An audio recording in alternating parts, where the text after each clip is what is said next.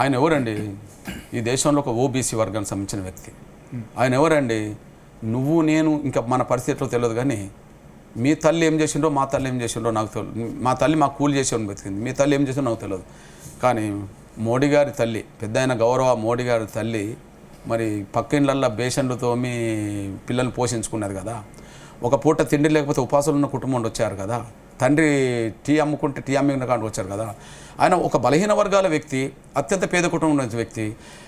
మా సమస్యల్ని, మా బాధల్ని సంపూర్ణంగా అర్థం చేసుకున్నాడు అనే విషయం మాకు అర్థమైపోయింది. ఆయన అర్థం చేసుకున్నాడు కాబట్టి మమ్మల్ని అక్కున చేర్చుకోగలిగాడు, మా ఆవేదనను పరిష్కరించడానికి. అంటే అంతకుముందు చాలామంది హామీ ఇచ్చారు. రాజశేఖర రెడ్డి, వైఎస్ రాజశేఖర రెడ్డి మీకు హామీ ఇచ్చారు, వెంకయ్య నాయుడు, అంటే ఈ ఉద్యమ సమయంలో. బట్ ఇక్కడ మాత్రం ఇప్పుడు ఈయన ఆధ్వర్యంలోనే సాకారం సాధ్యమైంది. అది 100% మేము గౌరవ నరేంద్ర మోడీ గారికి మేము రుణపడి ఉన్నాం, కృతజ్ఞత ఉంటాం. ఇందులో రెండో మాట రాని అని. ఎందుకంటే ఆ స్థానంలో కాంగ్రెస్ ఉంటే మేము ఊహిస్తామా? కాంగ్రెస్ను మొత్తం శాసిస్తారు మాలలు. దామోదర సంజయ్ కాలం నుంచి మొదలుకుంటే ఇప్పటి కాలం వరకు, మల్లికార్జున ఖార్గే కాలం వరకు.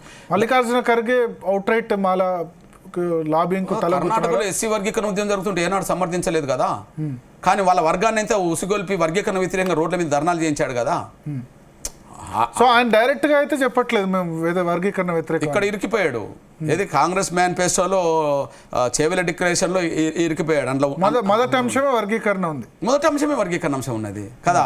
కాబట్టి ఇప్పుడు మౌనంగా ఉన్నాడు. కానీ అక్కడ కర్ణాటకలో వర్గీకరణ వ్యతిరేకులందరినీ ప్రోత్సహించి ముందుకు నడిపించడంలో ఆయన ఉన్నాడు కదా. ఎవరు? మల్లికార్జున ఖర్గే ఉన్నాడు కదా. మరి ఇప్పుడు కర్ణాటక గవర్నమెంట్ ఏం చేయబోతుంది? కర్ణాటకలో కూడా మళ్ళీ ఇదే చెప్తున్నా నేను. కర్ణాటక గవర్నమెంట్లో మళ్ళీ ముఖ్యమంత్రి ఎవరు?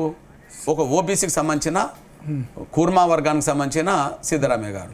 సిద్ధరామయ్య గారిలో కూడా వర్గీకరణ చేయాలనే ఒక ఆలోచన ఉన్నది. ఎందుకంటే సుప్రీంకోర్టు తీర్పును రేవంత్ రెడ్డి గారు ఎట్లా సపోర్ట్ చేశాడో అట్లనే సిద్ధరామయ్య గారు కూడా స్వాగతించి 2-3 దశలో మాదిగ ఎమ్మెల్యేలను వాళ్ళందరినీ కూడగట్టి మీరు అడ్డుపడవద్దు అని చెప్పి వాళ్ళకు గట్టిగా చెప్పడం వల్ల కమిషన్ వేశాడు. కమిషన్ 2 నెలల్లో రిపోర్ట్ ఇవ్వాలని చెప్పేశాడు. ఆ రిపోర్ట్ వచ్చి వర్గీకరణ జరిగేంత వరకు ఎలాంటి నియామకాలు ఉండవని చెప్పాడు. ఒక్క నియామకం జరగట్లేదు.